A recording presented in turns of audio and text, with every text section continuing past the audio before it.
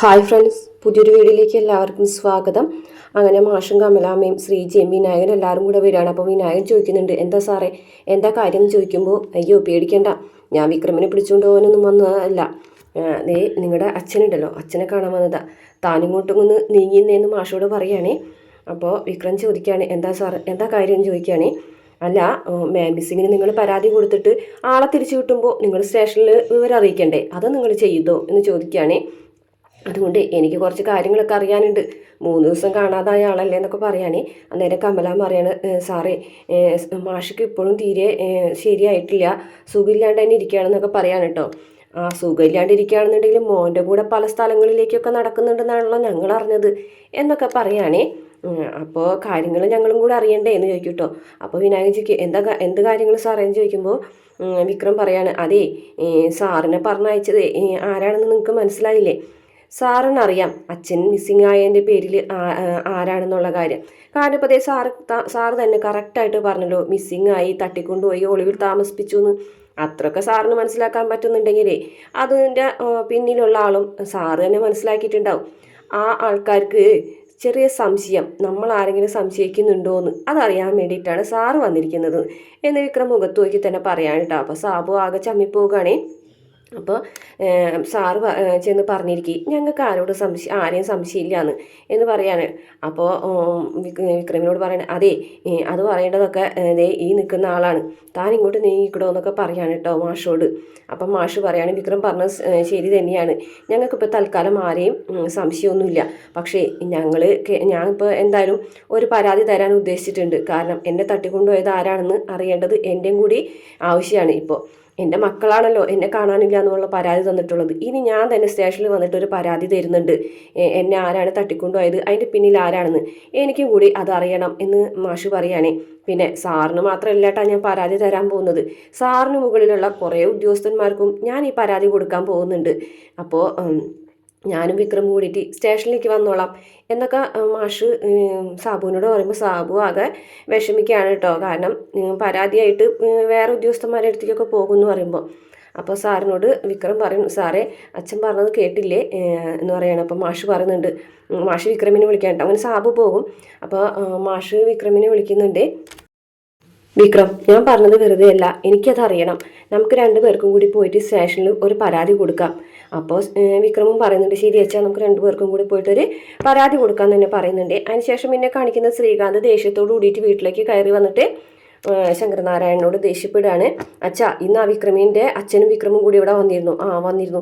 എന്നിട്ട് അച്ഛൻ വേദന കാണാൻ അനുവദിച്ചു എന്ന് ചോദിക്കുകയാണേ. അനുവദിച്ചു. എന്തിനാ അച്ഛൻ അത് ചെയ്തതെന്ന് ചോദിക്കാൻ കേട്ടോ. അതെന്താ, അവർ വേദന കാണണമെന്ന് പറഞ്ഞു വന്നിട്ടുണ്ടെങ്കിൽ ഞാനെങ്ങനെയാണ് വേണ്ടാന്ന് പറയാത് ചോദിക്കാൻ കേട്ടോ. അച്ഛൻ എന്തിനാണ് അങ്ങനെയൊക്കെ ചെയ്യാൻ പോയത്? അവളെ സ്വന്തം ഇഷ്ടപ്രകാരത്തിനല്ലേ ഇങ്ങോട്ട് കയറി വന്നത്. അപ്പോൾ പിന്നെ എന്തിനാണ് അവർക്ക് കാണിച്ചു കൊടുക്കുന്നതെന്നൊക്കെ ചോദിക്കുകയാണേ. അന്നേരം ശങ്കരനാരായണൻ പറയണം, അവളുടെ സ്വന്തം ഇഷ്ടത്തിനാണ് വന്നതെന്ന് നിന്നോട് ആരാ പറഞ്ഞത്? അവൾ അങ്ങനെ പറഞ്ഞോ എന്ന് ചോദിക്കാൻ. അവൾ അങ്ങനെ പറഞ്ഞില്ല അച്ഛാ, വിക്രമിനെ ഉപേക്ഷിച്ചിട്ട് പോകുന്നതാണെന്ന്. പക്ഷേ എനിക്കങ്ങനെ തോന്നുന്നില്ല. അവളെന്തായാലും സ്വന്തം ഇഷ്ടത്തിന് ഇങ്ങനെ പോരുമെന്ന് എനിക്ക് വിശ്വാസമില്ല. ആ കാര്യത്തിൽ അവർക്കും മാഷുക്കും ഒക്കെ സംശയമുണ്ടെന്ന് പറയാം കേട്ടോ. അതൊന്നും നമ്മൾ നോക്കേണ്ട കാര്യമില്ല. എന്തായാലും വിക്രമായിട്ടുള്ള ജീവിതം ഉപേക്ഷിച്ചിട്ടാണ് അവൾ ഇങ്ങോട്ട് വന്നത്. ഇനി അവരായിട്ട് ഇടയ്ക്കിടയ്ക്ക് കാണാൻ വന്ന് അവളെ കൊണ്ടുപോകാനുള്ള ഒരു അവസരം അച്ഛനായിട്ട് ഒരുക്കരുതെന്ന് പറയുകയാണേ. അന്നേരം പത്മ പറയുന്നുണ്ട്, നീ എന്തൊക്കെയാണ് പറയുന്നത്? അവളങ്ങനെ സ്വന്തം ഇഷ്ടത്തിന് വന്നാണെന്നൊന്നും ഞങ്ങൾക്ക് തോന്നില്ല. കാരണം അവൾ ഏത് നേരം മുറി തന്നെ അടച്ചു ഇരിപ്പാണ്, ഏത് നേരം ഒരേ ചിന്തയും. അപ്പോൾ അത് അവൾക്ക് വിഷമമുണ്ടാക്കുന്നു എന്നല്ലേ നമ്മൾ കരുതേണ്ടത്. അപ്പോൾ ശ്രീകാന്ത് പറയാം, അങ്ങനെയുള്ള ആൾ ഓഫീസിൽ പോകുന്നുണ്ടല്ലോ, കറക്റ്റായിട്ട് ഓഫീസിൽ പോകുന്നുണ്ട്. അപ്പോൾ വർഷം പറയും, അതെ, ഓഫീസിലും പോകുന്നുണ്ട്, കോടതിയിലും പോകുന്നുണ്ട്. അപ്പോൾ ശ്രീകാന്ത് പറയും, അതെ, അങ്ങനെയാണെന്നുണ്ടെങ്കിൽ അവൾക്ക് യാതൊരു വിഷമവും ഡിപ്രഷനും ഒന്നുമില്ല എന്ന് പറയാൻ കേട്ടോ. അപ്പോൾ മാഷല്ല നമ്മുടെ ശങ്കരനാരായണൻ ചോദിക്കുകയാണ്, നീ എന്താ വിചാരിക്കുന്നത്? അവളിപ്പോൾ വിക്രമിനെ ഉപേക്ഷിച്ച് വന്ന് ഇനി നമ്മൾ പറയുന്നത് പോലെ ഒരു ബന്ധത്തിന് തയ്യാറാകും എന്നൊക്കെയാണോ നീ കരുതുന്നതെന്ന് ചോദിക്കുകയാണ്. പിന്നെന്താ, അങ്ങനെയല്ലേ വേണ്ടത്?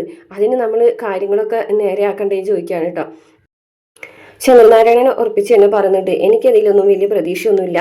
ഞാൻ എന്തായാലും ഈ വക കാര്യങ്ങളിലൊന്നും അവളെ നിർബന്ധിക്കാനും പോകുന്നില്ല. അപ്പോൾ അച്ഛൻ എന്താ വിചാരിക്കുന്നത്? അവൾ ഇടയ്ക്കിടയ്ക്ക് വന്ന് പോകുന്ന ഒരു ഷെൽട്ടറായിട്ട് ഈ വീട് മാറട്ടെ എന്നാണോ എന്ന് ചോദിക്കുകയാണേ. അപ്പോൾ ശങ്കരനാരായണൻ പറയും, അതെ, അപ്പോൾ തൽക്കാലം അവളോട് ഈ വീട്ടിലേക്ക് കയറി വരേണ്ട, അത് പറയാനുള്ള ഒരു അവകാശം എനിക്കില്ല. എനിക്ക് മാത്രമല്ല നിനക്കുമില്ല. അങ്ങനെ ഇല്ലാത്തോടത്തോളം കാലം അവൾ ഇവിടെ വരരുതെന്ന് പറയാൻ എനിക്ക് എന്താ യോഗ്യത എന്ന് ചോദിക്കുകയാണേ. അച്ഛൻ ഇങ്ങനെയൊക്കെ പറഞ്ഞിരുന്നോ? അച്ഛൻ എന്തിനാണ് അവരെ ഇങ്ങോട്ട് കയറ്റിയത്? ഇടയ്ക്കിടയ്ക്ക് അവർ ഇങ്ങോട്ട് കയറ്റിയിട്ടുണ്ടെങ്കിലാണ് പ്രശ്നമാവാൻ പോകുന്നത്. അതല്ലാന്നുണ്ടെങ്കിൽ എന്ത് വേണമെന്ന് എനിക്ക് നന്നായിട്ട് അറിയാം. എന്ത് ചെയ്യണമെന്ന്. ആ വിക്രം ഏതെങ്കിലും രീതിയിൽ ഒരു കേസിൽ അകപ്പെട്ടിട്ടുണ്ടെങ്കിൽ ഉറപ്പായിട്ടും അവൾ ഇനി അവൻ്റെ കൂടെ പോകൂല എന്ന് പറയാം. അപ്പോൾ ശങ്കരനാരായണൻ പറയാണ്, ശ്രീകാന്തെ, നീ കുറേ പ്രശ്നങ്ങൾ ഉണ്ടാക്കിയിട്ടുണ്ട്. ഓൾറെഡി അവനെയും അവളെ പിരിക്കാൻ വേണ്ടിയിട്ട് നീ എന്തൊക്കെ ചെയ്തു നോക്കി. ആ വീട്ടുകാർ വരെ നീ ഉപദ്രവിക്കാൻ ശ്രമിച്ചില്ലേ? എന്നിട്ട് ആ വീട്ടുകാർക്കൊപ്പം അല്ലേ അവിടെ നിന്നത്? വിക്രമിന് നീ എത്ര തവണ കൊടുക്കാൻ നോക്കി? എന്നിട്ടും അവൾ അവന് വേണ്ടിയിട്ടല്ലേ പ്രവർത്തിച്ചത്. അപ്പോൾ നീ ഒരു കാര്യം ചെയ്യ്, ഇപ്പോഴെങ്ങാനും എന്തെങ്കിലും ചെയ്തു നോക്ക്, അവളുടെ സ്വഭാവം മാറണം നീ കാണേണ്ടി വരും കേട്ടോ എന്നൊക്കെ പറയണേ. അതൊന്നും നിങ്ങൾ അറിയണ്ട, അവൻ എന്താണ് വേണ്ടതെന്ന് എനിക്ക് നന്നായിട്ട് അറിയാം. നീ എന്തോ പ്ലാൻ ചെയ്ത പോലെയാണ് പറയുന്നത്, അതൊന്നും നിങ്ങൾ അറിയണ്ടെന്ന് പറഞ്ഞിട്ട് ദേഷ്യത്തോട് കൂടിയിട്ട് അവിടെ നിന്ന് ഇറങ്ങിപ്പോവാണ് ശ്രീകാന്ത്. പിന്നെ കാണിക്കുന്നത് ചന്ദ്രശേഖരനും ശ്രീകാന്തും കൂടിയിട്ട് മദ്യപിക്കുകയാണ്. അന്നേരം പറയുന്നുണ്ട്, നീ അവിടെ നിന്ന് ദേഷ്യപ്പെട്ട് ഇറങ്ങിപ്പോരേണ്ട കാര്യമൊന്നും ഉണ്ടായിരുന്നില്ല എന്ന് പറയുകയാണെ. പിന്നെ ഞാൻ എന്താ ചെയ്യുക, അച്ഛൻ ഇങ്ങനെ ഉറങ്ങിയിട്ടുണ്ടെങ്കിൽ പിന്നെ നമ്മളെ പ്ലാനിങ് ഒക്കെ എങ്ങനെയാണ് നടക്കാമെന്ന് പറയുകയാണെ. നീ അതിനെക്കുറിച്ച് ആലോചിച്ചൊന്നും വിഷമിക്കൊന്നും വേണ്ട. പിന്നെ ഈ ഇലക്ഷൻ കഴിഞ്ഞതിനുള്ളിൽ വിക്രമനെ കുടിക്കാൻ പോരെ, നമ്മൾ നമ്മുടെ ആ ഒരു പ്ലാനും പദ്ധതിയും നടപ്പിലാക്കുമ്പോൾ എല്ലാം കലങ്ങി തെളിയും. അച്ഛൻ എന്തോ ഉദ്ദേശിക്കുന്നത് എന്ന് ചോദിക്കുകയാണെ.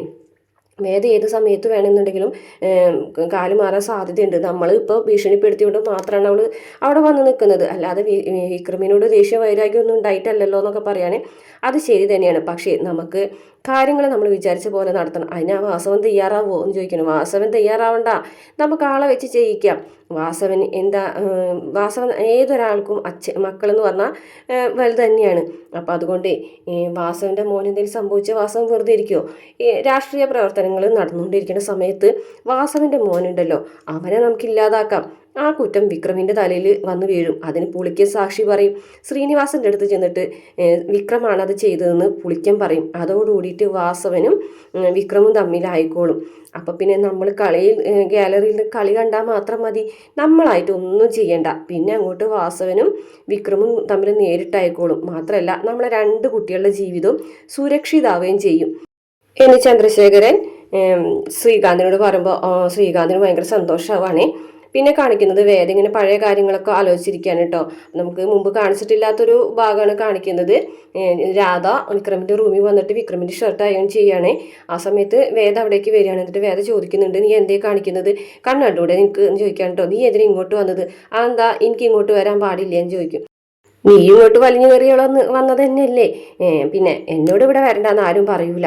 ഇവിടെ വരണ്ടെന്ന് പറയാനുള്ള അവകാശം അച്ഛനും അമ്മയ്ക്ക് മാത്രമാണ്, അല്ലാണ്ട് വേറെ ആർക്കും ഇല്ല എന്ന് പറയും കേട്ടോ. അതിന് അച്ഛനും അമ്മ ഇല്ലാത്ത സമയത്താണല്ലോ നീ ഇങ്ങോട്ട് വരുന്നത്. അതെൻ്റെ മിടുക്ക് എന്ന് പറയും. മര്യാദയ്ക്ക് പോകാൻ നോക്കിയെന്ന് പറയാം കേട്ടോ. എന്നോട് പോകാൻ പറയാം, നീ ആരാ? നിൻ്റെ കഴുത്തി കെട്ടിക്കുന്ന താലുണ്ടല്ലോ, അത് ഞാൻ വിക്രമേട്ടനെ കൊണ്ട് തന്നെ വലിച്ചു പൊട്ടിക്കും. കണ്ടില്ലേ, ഞാൻ വിക്രമേട്ടൻ്റെ ഷർട്ട് അയൺ ചെയ്യാണ്. ഇതൊക്കെ കണ്ടറിഞ്ഞ് ചെയ്തു കൊടുക്കേണ്ടതാണ് ഭാര്യമാർ ഭർത്താക്കന്മാർക്ക്. നിനക്ക് അതിനുള്ള കഴിവില്ല. അപ്പോൾ ഭാര്യമാർ അതൊക്കെ ചെയ്തു കൊടുക്കാണ്ടാകുമ്പോഴേ ഇതൊക്കെ ആരാണ് ചെയ്തു തരുന്നതെന്ന് വെച്ചാൽ അവരുടെ അടുത്തേക്ക് ഭർത്താക്കന്മാർ തിരിയും. അങ്ങനെ വിക്രമേട്ടൻ എൻ്റെ അടുത്ത് വരും, എന്നെ കല്യാണം കഴിക്കും, എൻ്റെ കഴുത്തിൽ കെടുക്കുന്ന താലിയെ എൻ്റെ കഴുത്തിൽ കെട്ടും. അയ്യേ, ഈ താലിയല്ല കേട്ടാ, വേറെ താലി. ഇങ്ങനെയൊക്കെ രാധ ഇങ്ങനെ പറഞ്ഞുകൊണ്ടിരിക്കുമ്പോൾ വേദയ്ക്ക് ദേഷ്യം വരാൻ കേട്ടോ. വേദ പറഞ്ഞതേ, രാധെ നീ മര്യാദയ്ക്ക് പോകാൻ നോക്കിയെന്ന് പറയാം കേട്ടോ. ആഹാ, എന്നോട് പോകാൻ പറയാം, നീ ആരാണ് എന്ന് പറയട്ടോ. അപ്പോൾ അതെ, നിനക്കൊക്കെ നല്ല അടി കിട്ടാത്തതിൻ്റെ കുഴപ്പമാണ്, ഇപ്പം ഞാൻ ശരിയാക്കി തരാമെന്ന് പറഞ്ഞിട്ട് ഒരു ചൂലും കെട്ടെടുത്തുകൊണ്ട് വരികയാണേ.